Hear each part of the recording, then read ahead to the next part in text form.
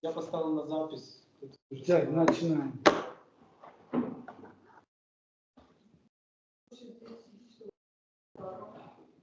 Я не могу, если кто-то рядом сидит. Костик. Да, не могу, потому что даже когда чувствую, что близко, боюсь.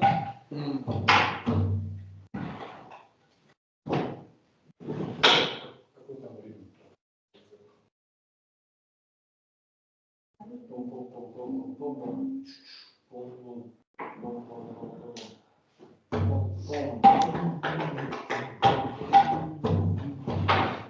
Хорошо слышишь? Хорошо слышишь. Дать? Слава.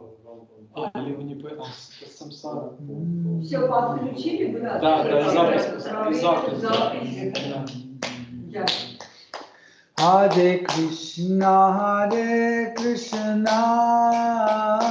Krishna Krishna, Hare Hare, Hare Rama,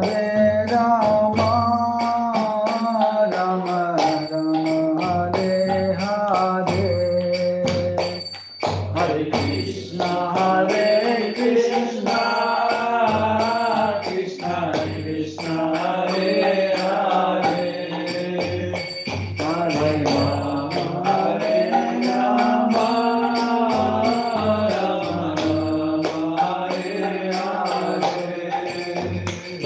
Hare Krishna, Krishna Krishna, Hare Hare, Hare Rama, Rama Rama, Hare Hare, Hare Krishna, Krishna Krishna, Hare Hare, Hare Rama, Rama Rama, Hare Hare, Hare Krishna, Krishna Krishna, Hare Hare, Hare Rama, Rama Rama, Hare Hare, Hare Krishna, Krishna Krishna, Hare Hare, Hare Rama, Rama Rama, Hare Hare, Hare Krishna, Krishna Krishna, Hare Hare, Hare Rama, Rama Rama, Hare Hare, Hare Krishna, Krishna Krishna, Hare Hare, Hare Rama, Rama Rama, Hare Hare, Hare Krishna, Krishna Krishna, Hare Hare, Hare Rama, Rama Rama, Hare Hare, Hare Krishna, Krishna Krishna, Hare Hare, Hare Rama,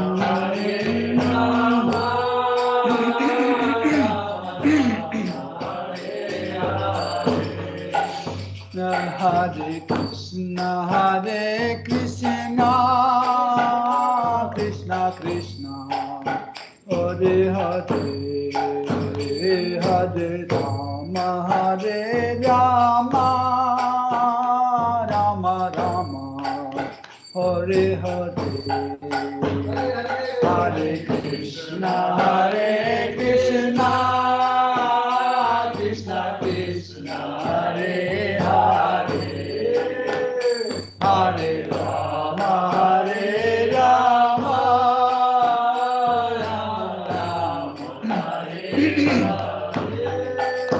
Oh, Hare Krishna, Krishna Krishna, Hare Hare, Hare Rama, Rama Rama, Hare Hare, Hare Krishna, Krishna Krishna, Hare Hare, Hare Rama,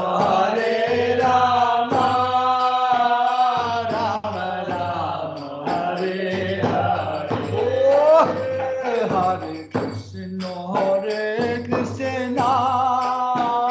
Krishna Krishna, Hare Hare, Hare Rama, Rama Rama, Hare Hare. Bolo Hare Krishna, Krishna Krishna, Hare Hare, Hare Rama, Rama Rama, Hare Oh, Hare Krishna,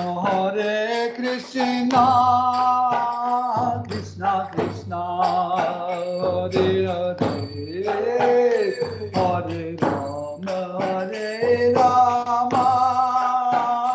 Rama Rama, Hare Hare, Hare Krishna, Krishna Krishna, Hare Hare, Hare Rama, Rama Rama,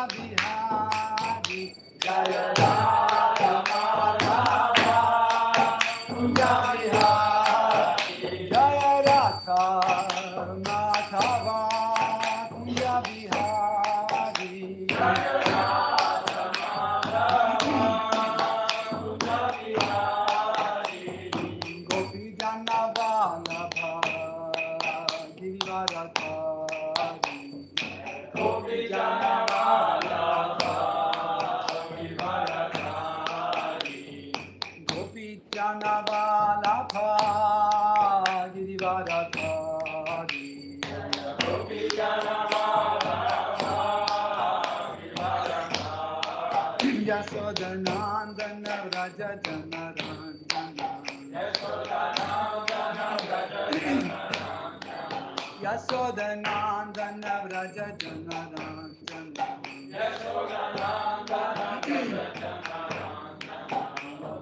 Kira Vanachari Kira Vanachari Kira Vanachari Kira Vanachari Jaya Radha Kunja Bihari Jaya Radha Kunja Bihari Jaya Radha Madhava Kunja Bihari Jaya Radha Madhava Kunja Bihari Jai Jai Shri Shri Radha Padmeshwar ki Shri Shri Nitai Sachi Suta Advaita Chandra Gadadhara Shiva Sadi Gaura Bhakta Vrinda ki Shri Jagannath Swami Patita Pavana ki Jai Shri Jagannath Shri Baladev Shri Mati Subhadra Devi ki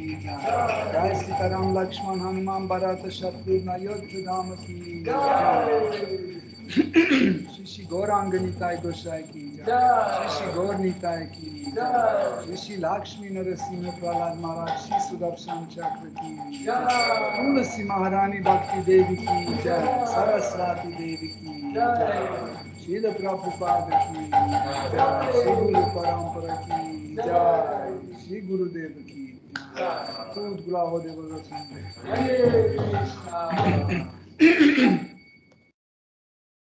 Om Ajnanati Mirandasya Jananjana Shalakaya Chakshurun Militam Yena Tasmai Shri Gurave Namaha Shri Chaitanya Mano Bhishtam Stapitam Yena Bhutale Svayam Rupa Kadamayam Dadati Svapadantikam Vandeham Shri Guru Shri Yuta Padakamalam Shri Gurum Vaishnavamscha Shri Rupam Sagrajatam Sahagana Raghunatham Vitam Tam Sajivam Sadvaitam Savadutam Parijana Saitam Krishna Chaitanya Devam Shri Radha Krishna Padan Sahagana Lalita Shri Vishakham Vitamscha Hey Krishna Karuna Sindhu Dinabandhu Jagatpate Gopesha Gopika Kanta Radha Kanta Namostute Tapta Kanchana Gaurangi Radhe Vrindavaneshwari Vrishabhanu Sutte Devi Pranamami Hari Priye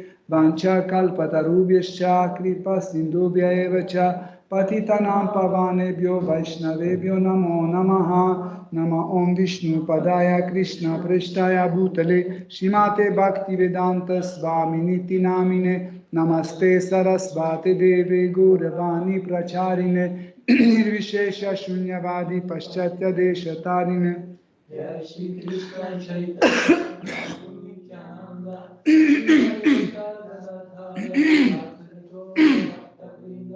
Hare Krishna Hare Krishna Krishna Krishna Hare Hare Hare Rama Rama Rama Hare Hare Hare Nam Hare Rama Eva Kevalam Karunasteva Nasteva Nasteva Gatiranyataha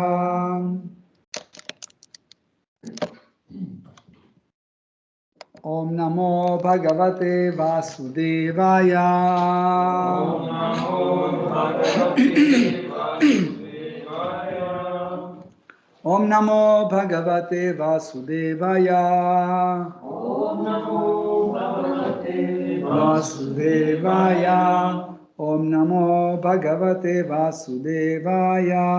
Om Namo Bhagavate Vasudevaya. Hare Krishna, chers dévots, nous continuons d'étudier Srimad Bhagavatam. Nous avons commencé dimanche dernier. Nous avons commencé 4 versets qui sont réunis ensemble.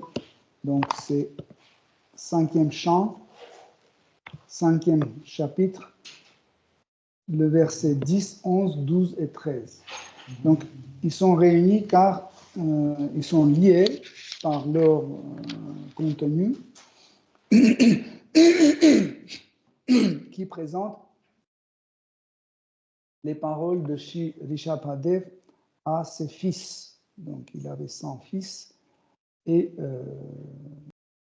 il a commencé dans un lieu sacré, il a commencé leur donner les instructions.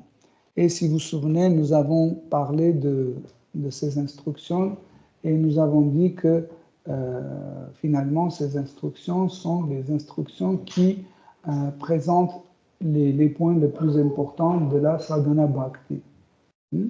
Donc sadhana bhakti, c'est les efforts qu'un dévot peut faire avec son corps grossier, avec son corps subtil. Le corps subtil, c'est le mental, l'intellect et l'ego, ainsi qu'il peut aussi pratiquer les règles et prescriptions à travers les paroles.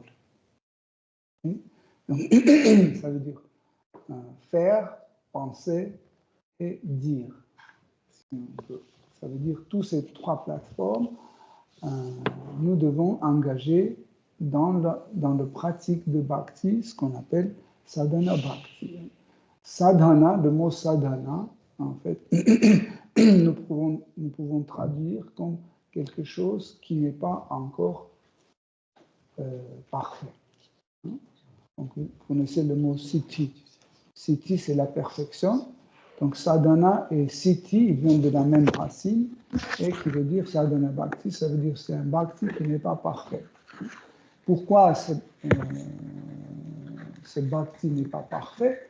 Parce qu'il n'est pas encore engagé dans le service, il n'a pas encore engagé les émotions de dévots qui sont nées à travers l'attachement. Par exemple, un dévot ou un non-dévot peut avoir les sentiments, les émotions, okay? Mais pas forcément que ces émotions sont liées à Seigneur suprême. Par exemple, un dévot peut pleurer parce qu'il a perdu son argent ou parce que quelqu'un lui a écrasé le pied ou autre chose. Ça ne veut pas dire que c'est un bhava, une extase, une émotion spirituelle. Mais c'est quelque chose que quelqu'un revit ou ressent en liaison avec Shri Krishna, cela il est catégorisé comme un bhava. Donc, ici, Shri Rishabhadev, il donne les principes que leurs fils peuvent pratiquer. Donc, il dit que vous pouvez faire ça, ça, ça, ça, ça. Et c'est quelque chose qu'on peut faire. Mais, par exemple, nous ne pouvons pas dire à quelqu'un « sois triste ». Il ne peut pas. Ou « sois heureux ». Ou « sois en bonne humeur ». Tant que tu n'as pas cette humeur, tu ne peux pas le manifester. Tandis que ce qui est dans la partie de sadhana, dans notre pratique, nous pouvons faire. Par exemple, quand Krishna dit pense toujours à moi, okay? C'est spontané ou pas spontané, je me souviens de lui ou non, je peux me forcer et penser chaque instant. Ça, c'est ce qu'on appelle la pratique. Okay? Et ici, par exemple, dimanche dernier, on a parlé, Rishabhadev dit à ses fils, en premier, vous devez trouver un maître spirituel. On a bien détaillé. Trouver un maître spirituel, c'est pas quelque chose qui est une émotion spontanée qui vient de profondeur, etc. C'est que vous cherchez, ou vous pensez trouver. Chercher, ça veut dire regarder, appeler, demander, etc. Et vous, comme ça, vous trouvez maître spirituel. Mais aussi, vous pouvez penser avoir un maître spirituel et Krishna vous le donne.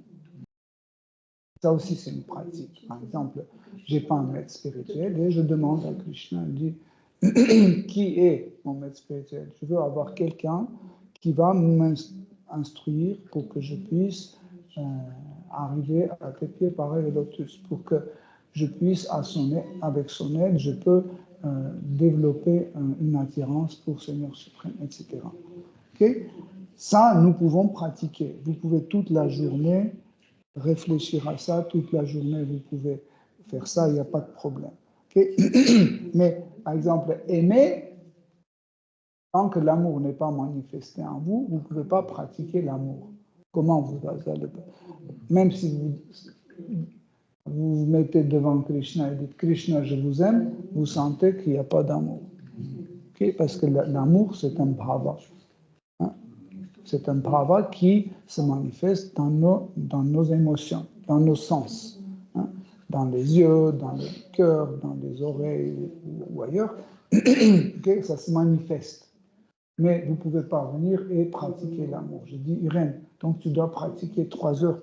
Comment pratiquer? Elle va se mettre devant Krishna, elle va regarder, elle va voir qu'elle ne sent rien. Comment je peux pratiquer? Mais je peux me mettre devant Krishna et penser à lui. Dire que, voilà, il est là, il est sur mon autel, mais je ne l'aime pas. Il pense toujours en moi, mais moi, je ne pense pas à lui. Et nous pouvons réfléchir ça. Je sais qu'il est le maître de l'univers. Et tout ça, c'est des réflexions que nous pouvons faire chaque jour. Et autre chose qu'on a, je saute la première partie parce qu'on a parlé assez longtemps dimanche dernier. Okay? Et il dit aussi que vous devez cultiver un dégoût vers la gratification des sens. Vous vous souvenez, on a parlé de ça. Donc ça aussi, c'est quelque chose qui se pratique. Comment ça se pratique? Nous pouvons, à travers notre mental, à travers notre intellect, nous pouvons en fait développer ce dégoût. Par exemple, un de nos acharyas, c'était Yamunacharya, je crois, qui disait « Il suffit que je pense à une relation sexuelle quand ça me provoque un dégoût et je veux cracher. » Souvent, quand les non-dévots entendent ça, ou quand un jeune dévot entend ça, il se sent blessé, il pense que cette phrase blesse les femmes, ou c'est une méprise par rapport aux femmes. Du tout. Excuse-moi, le début de cette phrase, tu penses que c'est mépris par rapport aux femmes? Oui, c'est pas... Hein? Qui pense comme ça? Yamunacharya. Non, Okay, donc, c'est parce qu'en fait, la gratification des sens, c'est juste un exemple de relation sexuelle. Mais s'il penserait, par exemple, qu'il peut boire de l'alcool, ou je ne sais pas, faire un autre péché, c'est un dégoût. Et souvent, on dit que ce dégoût pour les gratifications de sens, c'est un des premiers réussites d'un dévot. Il ne joue pas le dégoût, mais quand il y a un dégoût, par exemple, quand vous voyez un prajalpa, les paroles stupides, inutiles, juste on parle pour parler, et ça vous dégoûte, donc ça veut dire que vous avez déjà un petit progrès. Mais il faut faire attention pour ne pas développer une hostilité par rapport aux pécheurs, mais développer une hostilité et dégoût par rapport au péché. C'est deux choses différentes. Hein. Donc ici, Rishabhadeva dit qu'on doit développer ce dégoût par rapport au péché et pas par rapport aux pécheurs. Et parce que le pécheur, c'est un Satchitananda, c'est une particule de Krishna, donc il ne peut pas être pécheur. C'est juste la situation qui lui met dans cette situation. Okay? Et qu'est-ce que ça veut dire? Ça veut dire qu'on doit penser qu'est-ce que nous pouvons faire pour cette personne-là. Okay? Si des fois, les gens pensent que oui, pour aider à ce genre de personnes, il faut aller boire avec eux, fumer avec eux, manger avec eux. Comme ça, ils vont sortir de ça, ils vont se sentir heureux. Ce sera tout à fait le contraire, c'est nous qui vont aller tomber. C'est clair et net, on a tellement d'exemples de ça. Nous avons besoin de contraire pour qu'on nous sorte de ça. Et Guru, il donne les instructions directes et bien concrètes, qu'est-ce qu'il faut faire pour sortir de cette situation matérialiste. Donc, autre chose qu'il dit, que nous devons développer la patience. La patience par rapport à ce qui nous arrive. Vous n'avez pas remarqué quand il y a quelque chose, on veut tout de suite entreprendre un effet. Par exemple, on a une triste nouvelle et on veut tout de suite réagir. Tout de suite. Ou il y a un truc très joyeux, etc. On veut tout de suite réagir. Mais la Bhagavad Gita, Srimad Bhagavatam explique qu'en fait, nous devons laisser le temps pour bien comprendre notre réaction. Qu'est-ce qu'on doit faire? Par exemple, Arjuna, dans la Bhagavad Gita, en fait, sa première réaction, quand il voit en fait ses proches, les gens qu'il aime beaucoup, sur la champ de bataille, il pense qu'il doit les tuer. Il est très triste et sa décision, vous connaissez tout de suite, il prend son arc et il pose par terre et dit « je ne vais pas me battre ».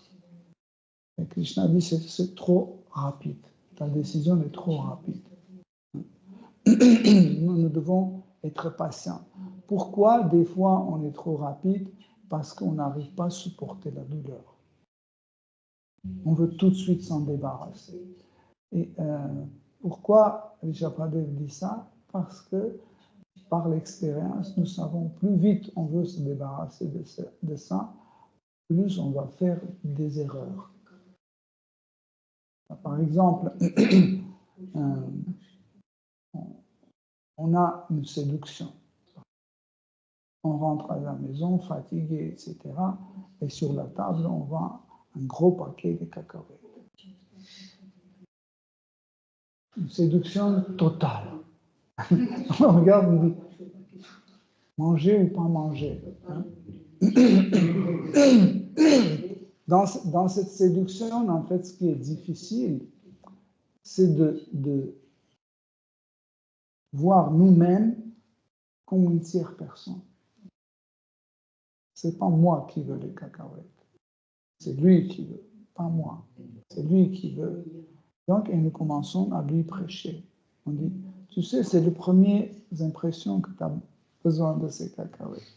En réalité, tu as déjà mangé ce soir, bien mangé, et tu n'as pas besoin. Regarde, quand tu retournais à la maison, est-ce que tu voulais manger les cacahuètes? Non. Quand est-ce que tu as voulu manger les cacahuètes? Quand tu les as vues. Donc, ça veut dire que tu n'as pas besoin de les manger. Prends-les et m'arrange dans le placard. Ça veut dire, nous devons nous prendre pour une tierce personne. Ce n'est pas moi. Ce n'est pas mes désirs. Et on doit confirmer nos propres désirs. On dit, moi, je suis le dévot de Krishna, j'ai mon gourou et je dois suivre ses instructions. Mais pour que tout cela se passe, il faut qu'on soit patient. Nous, on est trop rapide, on veut tout de suite, ici et maintenant. Et on sait bien que nous tous, de ce qu'on rêve, c'est Krishna Prema, l'amour pour Krishna. Mais pour cela, il faut la patience. Non, je veux maintenant ici, dites-moi ce que je dois faire. Dites, je veux tout de suite, dites. Dis oui, tu dois chanter, tu dois danser, tu dois étudier le Srimad Bhagavatam, etc. Oui, je vais le faire. Toc, toc, toc, toc, toc. Qu'est-ce que je dois faire encore? Le temps. Le temps, c'est un aspect qui réalise des choses. Vous comprenez?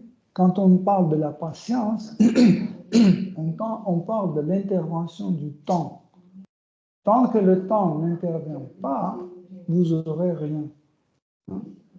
Par exemple, pour faire la soupe, il nous faut du temps. Par exemple, imaginez, vous avez le chou, les carottes, des pommes de terre, le feu, etc., mais vous n'avez pas le temps. Vous avez juste 1 minute. Je veux cuisiner en 1 minute. Non. Il faut 1 demi-heure pour cuisiner. Donc, c'est le temps qui définit cette chose est possible ou impossible. Quand le monde matériel commence à se manifester, toujours c'est le temps qui intervient. Vous comprenez? Tant que le temps n'intervient pas, rien ne peut se passer. Vous comprenez? Par exemple, on dit que le faux ego rencontre Sattva Guna, n'est-ce pas? Au début de la création. Et sous l'intervention de temps, ça se transforme en quoi? En mental. Et le mental se manifeste de cette façon. Ok? Mais si le temps n'intervient pas, ce ne sera pas possible. Cette fleur va faner quand? S'il y a le temps qui intervient. Par exemple, cette fleur, si j'arrache, je mets sur la table, 1 minute après, elle n'est pas fanée. Okay? Pour qu'elle soit fanée, il faut 3 heures. Si je passe ces 3 heures, elle ne sera pas fanée. Vous comprenez? Donc, l'aspect de temps est nécessaire. Mais pour que le temps intervienne, il faut qu'on lui laisse pour qu'il intervienne. Et pour cela, il faut qu'on soit patient. Si on n'est pas patient, on ne laissera pas le temps intervenir. Vous comprenez? C'est pour ça que les Vaishnavas, en fait, nous apprend Krishna dans la Bhagavad Gita. Ici, Shri Vishakhadev, il nous apprend être patient.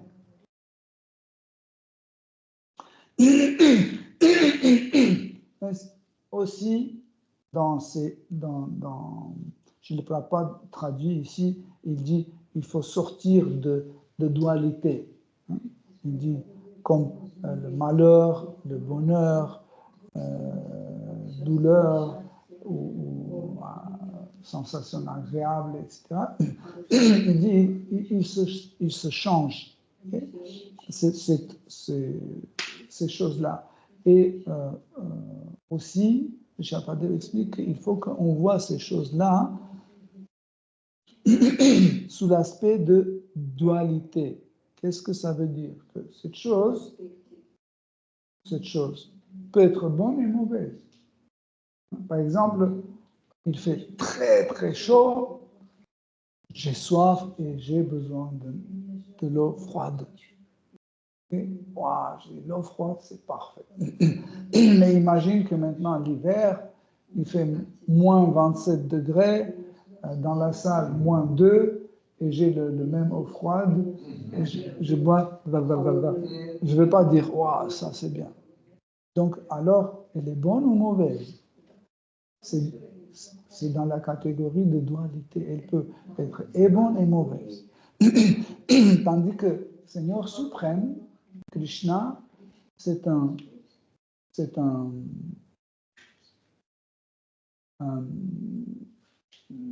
bien absolu. Il n'est pas un bien relatif. Vous comprenez? C'est pourquoi? Parce que il est absolu dans toutes les circonstances. C'est la définition de l'absolu.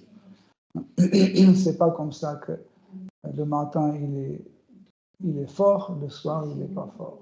Quand on dit que Krishna est fort, donc il est fort dans toutes les circonstances. Même s'il vient dans un corps d'une fourmi, il peut soulever la terre. Hein? Vous savez, connaissez l'histoire de Varahadev, quand il est venu sous la forme d'un sanglier, il a soulevé la terre. Hein? Mais ça ne veut pas dire que s'il vient comme une fourmi, comme un lézard, il ne peut pas soulever la terre. Il peut. Parce qu'il est absolu. Okay? Donc, et nous, on doit voir que ce monde est relatif, et on doit remonter sur la plateforme absolue. Okay?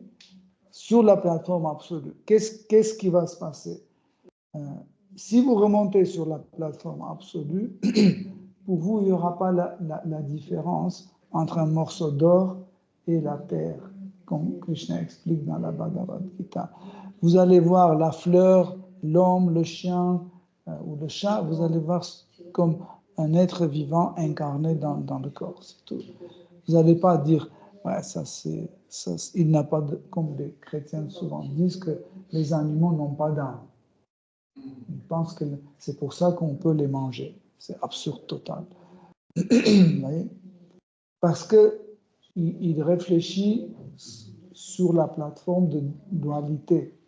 Nous, on doit, en fait, chaque spiritualiste, surtout un dévot, doit monter sur la plateforme absolue. Qu'est-ce que ça veut dire la plateforme absolue? C'est que sur la plateforme absolue, nous voyons tout lié à Seigneur suprême. Tout est lié à Seigneur suprême. Et tant que nous pensons toujours ça, comme dimanche on a dit, un des concepts dans Sadhana Bhakti, que tout appartient à Krishna. Dès que nous réalisons ça, dès que je vois cette table, je dis ça c'est la table de Krishna, les fleurs de Krishna, l'harmonium de Krishna, les coussins de Krishna, le chauffage de Krishna, l'argent de Krishna. Tant que je pense à ça et je suis convaincu que c'est comme ça, je me trouve sur la plateforme absolue. Là, aucun objet ne va pas agir sur moi comme relatif ou de monde de dualité. Donc, autre chose qu'il dit, essayez de comprendre que tous les êtres vivants, même ceux qui habitent les planètes édéniques, ils sont dans une situation pitoyable. Genre comme ça. Ils sont dans une situation pitoyable. Ça, c'est extraordinaire comme phrase. J'ai beaucoup aimé. Parce que celui qui est sur le trottoir, il n'a nulle part à aller, il n'a rien à manger, etc., pense que le roi ou le président, il est dans la meilleure situation. Si vous analysez la vie dans ce monde matériel, vous allez faire une conclusion qu'en fait, tout le monde a les mêmes conditions pitoyables dans ce monde. Peu importe, ils sont sur les planètes édéniques, infernales ou sur cette terre. Extérieurement, vous pouvez penser que c'est des différentes choses, mais à l'intérieur, c'est la même chose. C'est comme vous achetez les bonbons sous différents emballages. Mais quand vous déballez, vous voyez que c'est les mêmes bonbons. C'est juste l'emballage qui est différent. Et ils sont tous dans la situation pitoyable. Pourquoi pitoyable? Parce que chacun a une idée qu'il peut vivre mieux. Ça, c'est la situation pitoyable. Quand je pense que je peux vivre mieux que ça. Parce que peu importe la situation, ça s'égalise. Par exemple, un milliardaire, il a des soucis parce qu'il a des milliards et il doit payer des millions des impôts. Mais un SDF qui dort sur le trottoir, il n'a pas les milliards, il n'y a rien à payer. Comprenez? Donc ça s'égalise.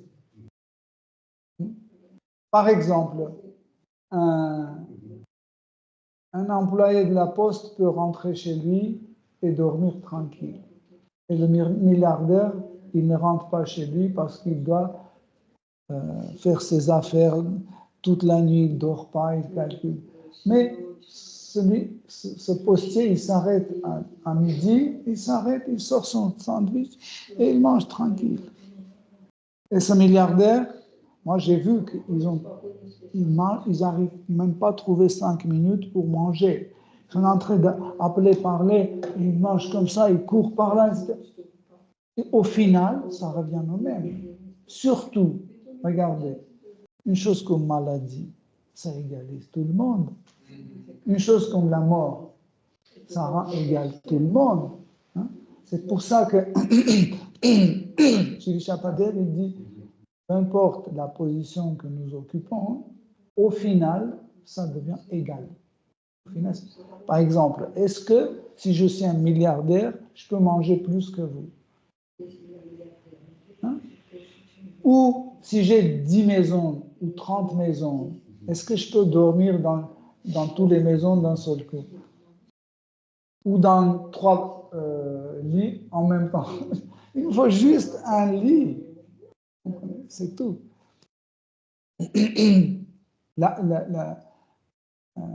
Cette situation misérable, nous comprenons seulement quand on voit la situation spirituelle, quand on compare notre vie avec la vie spirituelle.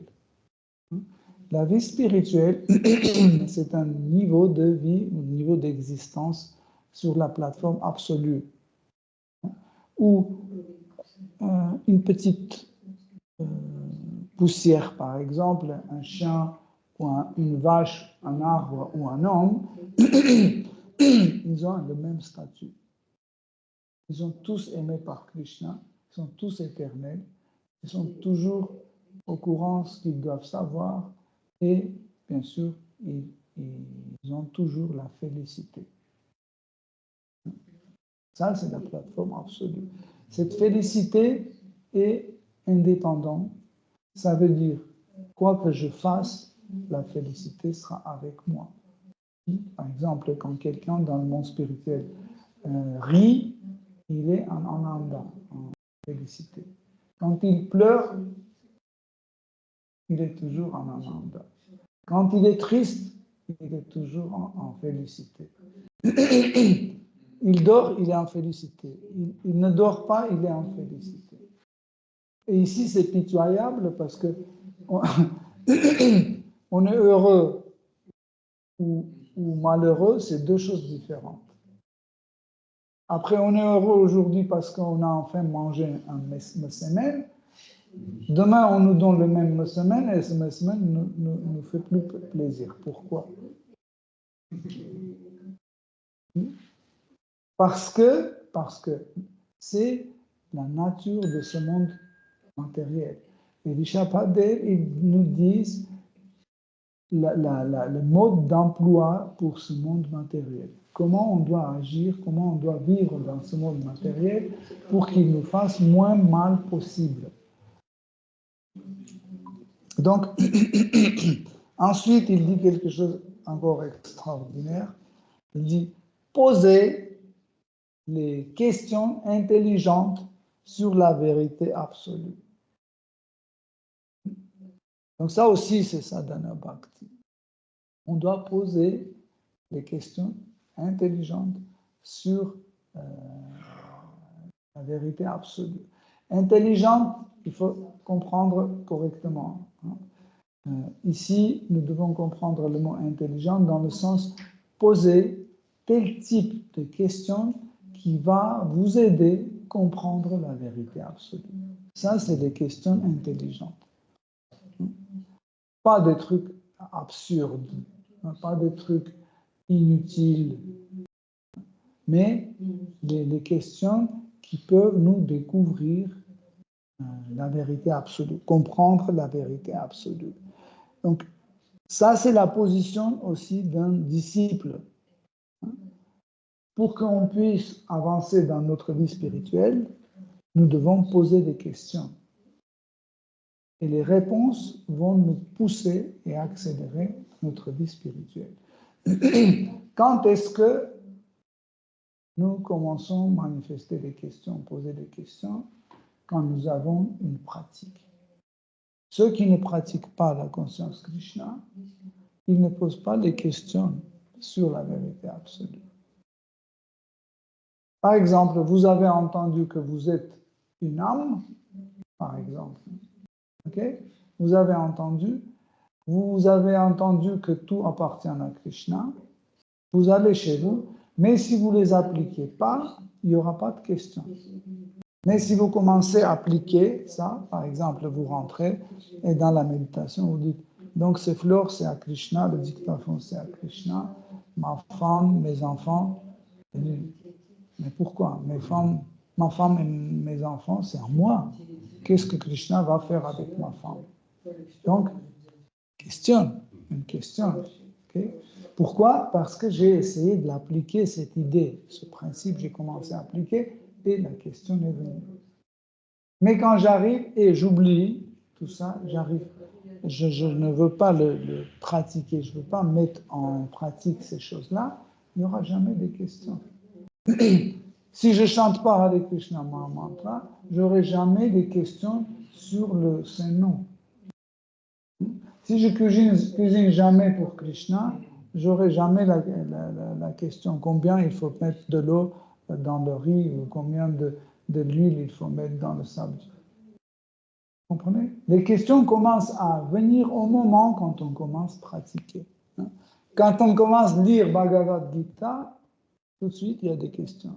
Ceux qui ne posent pas de questions, ça veut dire qu'ils ne lisent pas la Bhagavad Gita, ils ne lisent pas Srimad Bhagavatam, ils ne chantent pas le Saint-Nom, ils ne font rien. Donc, il n'y a pas de questions.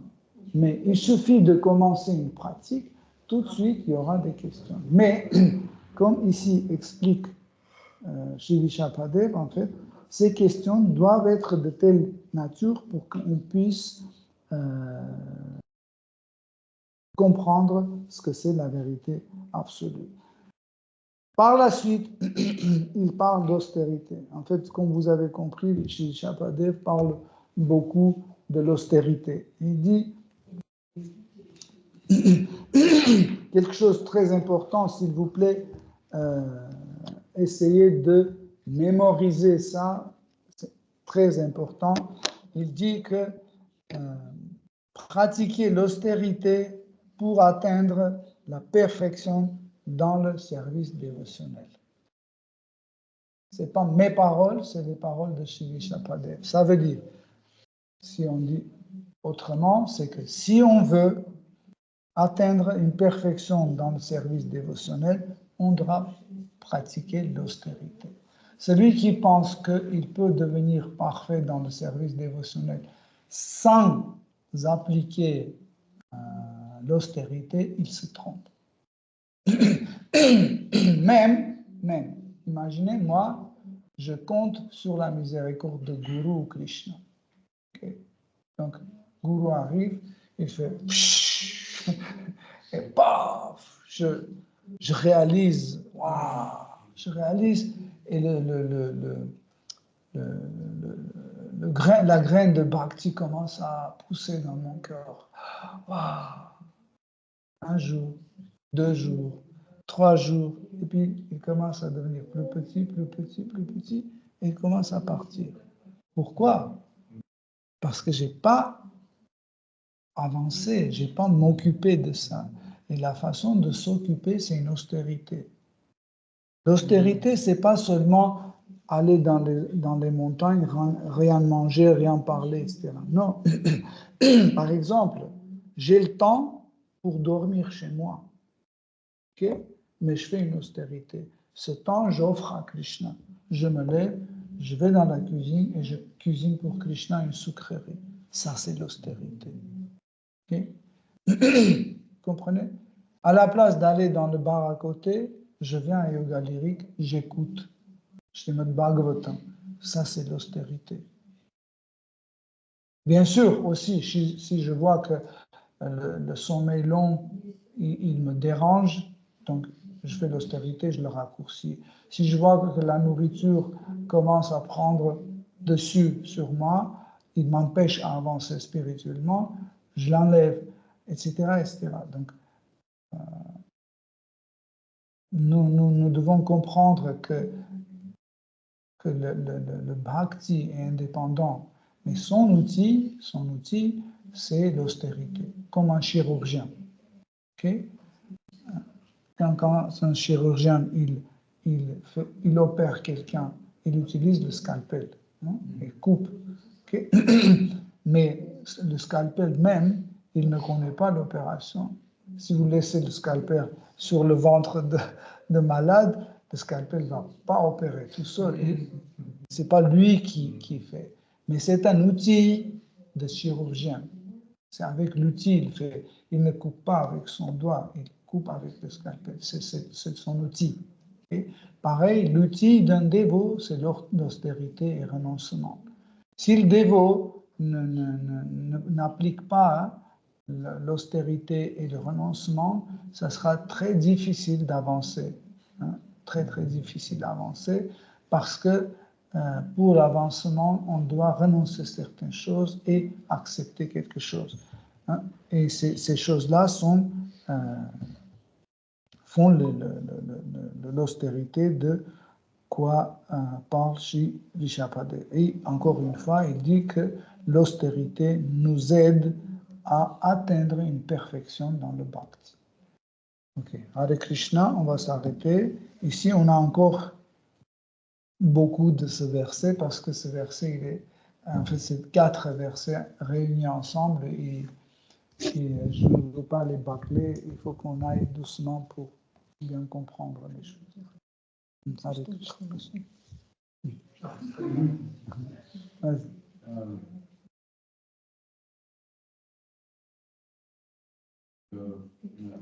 Krishna dit que c'est très important pour nous. N'oubliez pas qui est Krishna. Et aussi, il pense toujours à moi. Et n'oubliez pas. Krishna dit que c'est très important. Pense toujours à moi et n'oubliez moi jamais. Oui. Et première partie de cette phrase, c'est pas difficile pour comprendre parce que je pense à Krishna. Mais qu'est-ce que comment nous pouvons comprendre le deuxième partie? N'oubliez pas. C'est pas de même chose, oui. En fait, tous les règles et prescriptions, ils sont faits pour qu'on puisse se souvenir de Krishna et ne jamais l'oublier. En fait, se souvenir et ne pas oublier, c'est deux choses différentes. Ça nous semble que c'est la même chose, mais c'est différent. Se souvenir de Krishna, c'est d'analyser notre attention sur l'objet de notre amour. Ça, c'est se souvenir. Ça veut dire, je dis Krishna est Dieu la personne suprême. Donc, sa mère est Mère Yashoda, son père, c'est Nanda Maharaj. Sa femme, c'est Srimati Radharani. Il a des amis, Subal, Mathumangala, etc., etc. Il y a le démon qui arrive pour le tuer. Ça, c'est se souvenir. Okay? Ne pas oublier, c'est que j'ai ces souvenirs, Okay? Et il faut que je les garde. Il faut que je les garde pour qu'ils ne partent pas. Okay? Il faut que je les maintienne. Ça, c'est ne pas oublier. Okay? Ces deux choses, il faut pratiquer en même temps. Parce qu'on peut se souvenir de Krishna, mais on peut l'oublier. Par exemple, je regarde, ah, c'est Jagannath, et je l'oublie tout de suite. Oui? Ça veut dire, je me suis souvenu que c'est Jagannath. Ah oui, c'est Jagannath. Oui, ah, ça c'est Nitai Satchisuta. Ah, et j'oublie tout de suite. Il dit, se souvenir et ne pas oublier. Ça veut dire, quand je me suis souvenu, j'ai regardé, waouh, c'est Nitai Satchisuta. Quand ils sont allés chez Gauridas, ils ont pris le petit bateau et quand ils ont sorti de ce bateau, Shri Chaitanya Mahaprabhu a pris la rame avec lui. Et il est allé, quand ils sont entrés chez Gauridas, il lui a offert cette rame. Il a dit, tiens, cette rame va t'aider de traverser l'océan de douleur de ce monde matériel. Okay? Ça, c'est ne pas oublier. Tu vois, c'est deux choses qui sont ensemble. Se souvenir, c'est ça. Ou par exemple, tu marches dans la rue et quelqu'un dit, il a dit Krishna. Se souvenir. Ou tu regardes les nuages, tu dis, ah, Krishna est de cette couleur. J'imagine, avec le dhoti jaune, comment il peut être. Donc, je me suis souvenu de Krishna et j'ai gardé ma mémoire. Donc, je ne l'oublie pas, je le maintiens. OK? Dans le sens, c'est pour longue durée, ne pas oublier, je me souviens et je garde pour longue durée, c'est ça? Oui, en fait, je me souviens, c'est quelque chose qui se produit. Qui se produit. Par exemple, je vois quelque chose, ça me rappelle Krishna. Ça, c'est se souvenir de Krishna. Okay? Ou par exemple, je vais dire encore pour que ça soit plus clair. Okay? Je regarde ce vêtement, je dis, ah, ça c'est le vêtement que Krishna m'avait offert l'an dernier. Donc, je me souviens de Krishna. Okay? Okay? Je me souviens. Ou par exemple, je passe et je vois sur le mur, pense toujours à moi. Ah. Ou quelqu'un lit, la Bhagavad Gita dit, je suis le goût de l'eau et le talent dans l'eau. Ah, je commence à me souvenir de Krishna. Mais ne pas l'oublier, c'est le maintien. Ça veut dire, ah oui, c'est vrai, par exemple, Mozart.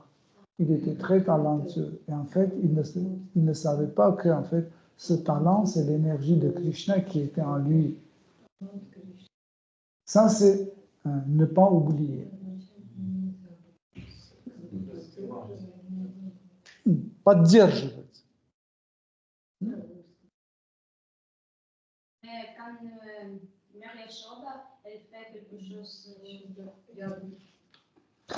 quand Mère Yashoda, elle fait quelque chose pour Krishna, vous avez dit qu'elle ne pense pas à Krishna et maintenant elle pense à son service. Qu'est-ce que ça veut dire?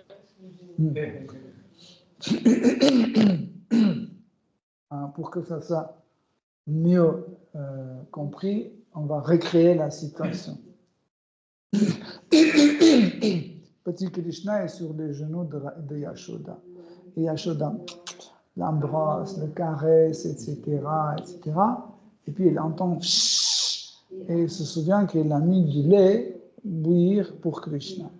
Donc elle prend Krishna, elle pose par terre, elle l'abandonne, elle va là-bas pour s'occuper de lait. Mais en fait, elle n'oublie pas Krishna.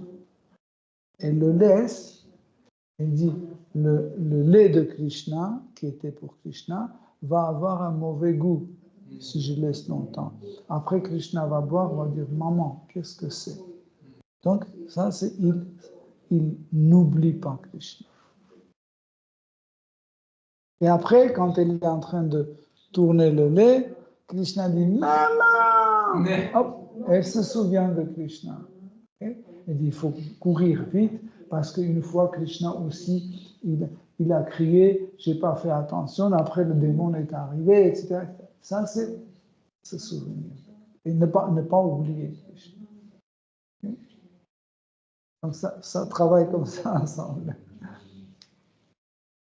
J'ai une autre question. Vous avez dit que les austérités sont des outils du bhakti, mais quels sont les outils des austérités qui peut me faire de faire des austérités? En fait, c'est une excellente question parce qu'il y a deux côtés aussi. C'est que nous voyons aussi en étudiant Srimad Bhagavatam, nous voyons que les austérités rendent forts pas seulement les dévots, mais les démons aussi. Par exemple, Hiranyakashipu, il est devenu aussi fort par l'austérité. Donc nous voyons qu'en fait l'austérité c'est quelque chose qui marche. Donc et les démons, et les dévots, et les demi-dieux, tout le monde qui fait l'austérité, il devient plus fort. Et le contraire, celui qui gratifie ses sens non-stop, il devient faible. Il devient toujours faible. Les grandes cultures, comme la culture grecque par exemple, ils sont tombés complètement. Pourquoi? Parce qu'ils se sont abandonnés aux gratifications des sens, sans austérité, et ils sont devenus faibles. Donc, en revenant à ta question, quels sont les outils ou les corps, les parties de corps d'austérité? C'est la détermination. Par exemple, la détermination, on peut dire que c'est un outil d'austérité. Par exemple, prenons une austérité. Je prends un vœu, ne pas manger toute la semaine tant que je n'ai pas appris par cœur le mantra de Tulasi. Ok? Donc, je peux commencer et abandonner cette austérité lundi ou mardi. Pourquoi? Parce que je ne suis pas déterminé. La détermination m'aide à maintenir mon austérité. Okay? Autre chose, on a parlé de patience. La patience aussi, c'est un outil qui nous aide à mettre en place l'austérité et le maintenir. Autre chose aussi, c'est Shraddha, la foi. La foi aussi nous aide à maintenir notre austérité. Ils sont des outils de l'austérité. La détermination, elle se trouve où? En fait, ils sont liés. J'ai donné trois choses. La détermination, j'ai donné la patience et j'ai donné la foi. En fait, ces deux-là sont liés de foi. C'est la foi qui nous rend déterminés et qui nous rend patients. Donc, c'est pour ça que la foi, c'est le premier pas pour s'engager dans Sadhana Bhakti. Tout commence par Shraddha. Nous avons écouté Srimad Bhagavatam et on a cru. On a dit, wow, c'est vrai, je crois. Par exemple, j'ai entendu le verset où Krishna dit, tout ce que tu vois dans ce monde, joli et beau, extraordinaire, ça vient juste d'une petite étincelle de moi. Et moi, j'ai cru à ça. Et cette foi m'a donné une détermination à commencer de sadhana bhakti, chanter de ses noms, suivre les principes, etc. C'est la foi, en fait, qui commence tout. C'est le premier pas. Et ce qui est intéressant, c'est que la foi, tu ne fais pas comme ça sans juste parce que tu as décidé de croire. Non. En fait, ce qui est extraordinaire, la foi, c'est un bhava. Hein? Vous n'avez pas remarqué que la foi, c'est un bhava. Il n'y a pas de logique même dans la foi. Hein? C'est vous croyez tout de suite. Parce que la logique, c'est une chose que vous pouvez ou interpréter comme ça, ou interpréter comme ça. Par exemple, par mon logique, je peux interpréter de telle façon que Dieu n'existe pas. Mais aussi, avec la même logique, je peux interpréter que Dieu existe. Okay? Mais ni l'un ni l'autre ne peut pas être décisif tant que je n'ai pas ce bhava. Et puis, tang, ça fait, oui, je crois. Je crois que c'est comme ça. J'ai ce sentiment en moi et je crois que c'est vrai. Dieu existe. Vous voyez? Et ça me fait faire le premier pas.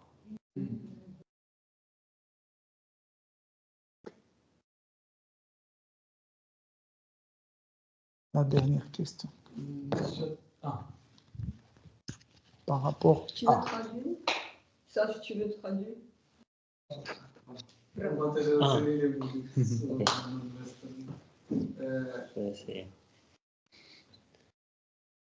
привели пример со скедой. Vous avez donné un exemple avec l'austérité. Первый пример, это вы, что Le premier exemple. я делаю усилия, чтобы пойти. Vous avez dit que, par exemple, je suis endormi, mais je fais l'effort à faire quelque chose pour Krishna. Потом вы для Приманды привели пример, что я делаю аскезу, чтобы запомнить мантру Туласи. Après, vous avez donné l'exemple, je fais les efforts pour se souvenir. Hein? Mantra de Tulasi. Но, Apprendre par cœur. но если, например, кто-то скажет в этот момент, что ты готовишь только для Кришны, приготовишь еще преданных. Et si quelqu'un dit, par exemple, pourquoi tu fais que pour Krishna, tu dois faire pour les dévots. Или, например, скажет, почему ты Туласи учишь, тебе надо учить вот эту мантру, которую... Ou par exemple, ils disent pourquoi tu apprends par cœur tout si tu dois apprendre quelque chose d'autre. И в этот момент, как бы, вот тут внутри тебя съеживать я не хочу. Et à ce moment-là, tu as ce mal dedans que je ne veux pas. То есть на эту аскезу я согласился делать, потому что она мне приятна. J'ai accepté cette austérité parce que ça me plaît. Для Кришны. А это вот что уже не хочу. Mais en autre austérité, je ne veux pas И faire. то для Кришны. Но вот... C'est pour ça que dans la Bhagavad Gita, Krishna explique 3 types d'austérité. Austérité dans Tamas, austérité dans Rajas, et austérité dans Sattva Guna. Est-ce que tu dis que c'est l'austérité dans Tamas quand nous pensons que c'est seul et le véritable façon de faire austérité, c'est celui-là et c'est tout. Ça, c'est Tamas. Что делать с этим чувством, когда ты понимаешь, что ты борешься, но ты не могу это чувствовать. Aussi, en fait, dans le Rajas, c'est quand on essaie de faire seulement les choses qui nous plaisent. Okay? Ça, c'est Rajas. Et dans le Sattva Guna, en fait, on doit faire ce qu'il faut. Vous voyez la différence? Dans le Rajas, je fais ce qu'il me plaît. Hein.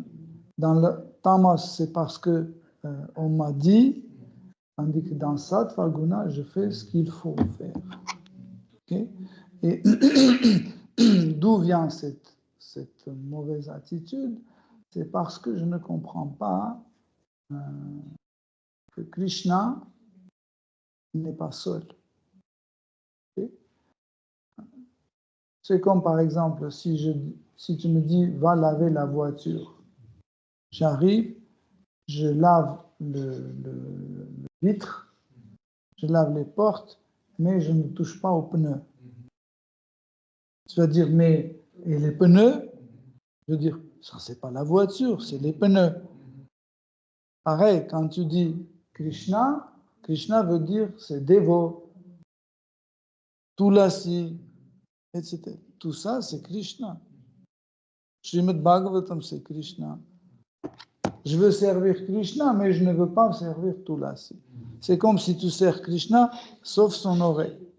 Toute cette partie, tu sers, et l'oreille, tu ne sers pas. C'est impossible. C'est non-compréhension qui est Krishna. Ok?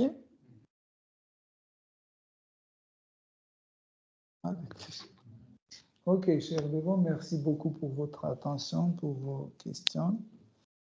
Et je pense que les enseignements de Rishabhadev, ils contiennent un nectar extraordinaire qui nous donne cette foi et détermination pour qu'on soit plus austère, plus sérieux et qu'on applique les règles et prescriptions juste, pas juste pour s'en débarrasser, mais sachez que dans les règles et prescriptions, il y a des nuances. Il y a des nuances importantes qui peuvent nous libérer de ce monde. Je vais vous donner un exemple et on va s'arrêter. Par exemple, il y a une règle. Nous ne pouvons pas amener des inscriptions au sol du temple. Amener les excréments, ce qu'on met dans les toilettes.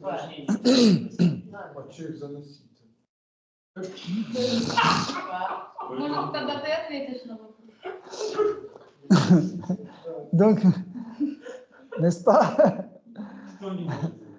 Les règles disent que nous ne pouvons pas amener les inscriptions aux salles de temple, n'est-ce pas? Mais nous tous le faisons. Quand je vais aux salles de temple, j'ai les inscriptions et je les ramène. Et vous pouvez dire que c'est une règle absurde, n'est-ce pas? Vous allez dire que c'est infaisable parce que chaque fois quand je vais entrer, je vais ramener avec moi des inscriptions. Donc, c'est des règles bidons. Non. En fait, les règles et prescriptions nous aident à dresser notre mental, dresser notre mental et dresser nos sens. Vous comprenez? Parce qu'en lui-même, même les 4 principes qu'on a, ne pas manger la viande, etc., ce sont des choses que psychologiquement, philosophiquement, vous pouvez annuler. Par exemple, vous dites que je n'ai pas le droit de manger de la viande. Qu'est-ce que c'est la viande? C'est de la terre. Qu'est-ce que c'est une pêche ou une banane? C'est de la terre aussi. Quand je mange une banane ou de la viande, je mange de la terre au final. N'est-ce pas? Mais, en fait, quand on prend une décision, si Krishna dit tu ne dois pas manger de produits de violence, la viande, etc., je le respecte. Comme ça, j'ai une occasion de montrer ma détermination pour lui. J'ai l'occasion de montrer mon amour et mes sentiments envers lui. Vous comprenez? C'est à ça que les règles et prescriptions servent. Parce que si vous analysez, vous allez dire c'est absurde. C'est absurde complètement. Okay? Hare Krishna. Srimad Bhagavatam ki jai, Srila Prabhupada ki jai. Toute gloire aux assemblées. Hare Krishna.